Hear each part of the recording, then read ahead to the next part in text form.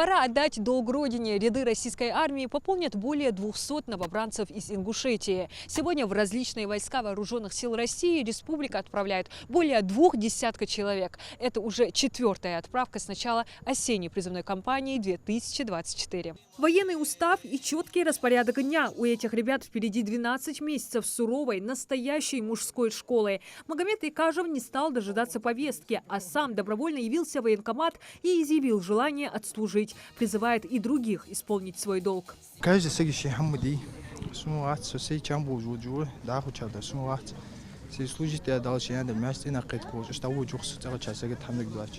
Мала войска шкудажу. Даху фачам булушву хай отслужить авианчултяха. Аху далши ан البوخ арва اشحمدي حجبس كيس гваште адвали нагасан. В любом случае, дарик Аллах кармади. Год в армии не только возможность исполнить свой долг, освоить азы военной науки, стать частью обороны страны, но и построить военную карьеру. Отслужив по призыву, солдат получает право на льготное поступление в государственные вузы. Проводы новобранцев по традиции проходят торжественно. Творческие номера подготовили солисты Госпилармонии Республики.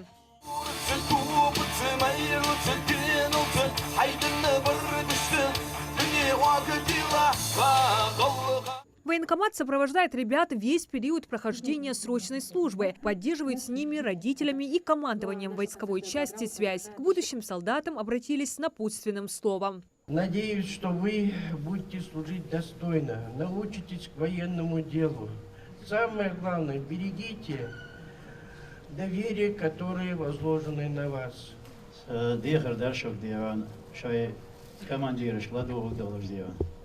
Будьте достойны наших предков, не нарушайте дисциплину, будьте дисциплинированными. Двух своих братьев сегодня провожает Хайрудин Бекбузаров. Он сам только неделю назад вернулся из армии. Делится, что это его лучший опыт и в дальнейшем планирует связать свою жизнь с военным делом.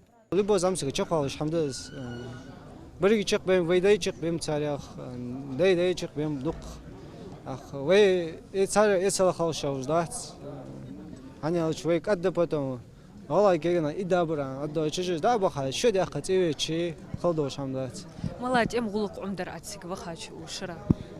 Себоево подготовку мы герзде хожу. Все призывники прошли медкомиссию, побывали у окулиста, стоматолога, хирурга, терапевта, невролога, психиатра, лор-врача и получили заключение о годности к службе. Новобранцы на сборном пункте получили бесплатное вещевое имущество. Форму предоставили, берцы, но самое необходимое предоставили военкомат. Провожают призывников на срочную службу и главы муниципалитетов, родные, близкие, друзья, одноклассники, одногруппники. Женщины в большинстве эмоциональны, провожают с грустью и слезами на глазах. А вот отцы, братья, дяди гордятся решением новобранцев. Вот это служить здесь, защищать меня на родину.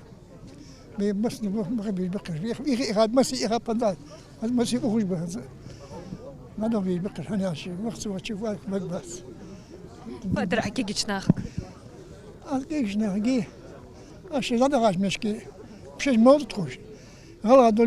С этим мнением согласен и народный артист республики Ахмед Льянов. В ряды вооруженных сил страны сегодня провожает своего сына. Ахмед Льянов в свое время также отдал долг отчизне, а сегодня исполнилось его желание увидеть сына в солдатской форме. Я ему сказал, если бы я был на твоем месте, я бы ушел. Он сказал, все, давай, не вопрос, полный вперед, я тебя поддерживаю, давай. Я согласен. Это какая-то школа, пусть это год, пусть это 2, но за этот период, может быть, ребята переосмыслят свое существование в жизни, может быть, определят какой-то свой путь. При этом облик современной армии значительно разнится с тем, что был раньше. Улучшено качество питания военнослужащих, выдается небольшое жалование, есть возможность пользоваться телефоном. В общем, продуманы все условия для поддержания боевого духа солдат. Проходить службу ребята будут в войсках Национальной гвардии, сухопутных, военно-космических и военно-воздушных. Часть направит военно-морской флот. Ну, еще несколько, 5-6 отправок у нас будет. Конечно, хотелось бы, чтобы и все подключались, помогали в этом деле. Это оповещение, вручение повесток. Бывают и такие, которые не знают, что им грозит после того, если они отказываются от прохождения службы. поэтому с ними пытаемся и говорить с ними, и домашних подключать, и родственников. Сами, бывает, часами их объясняем им всю сложность ситуации, если они отказываются от прохождения службы. Поэтому сейчас и наказание все ужесточили.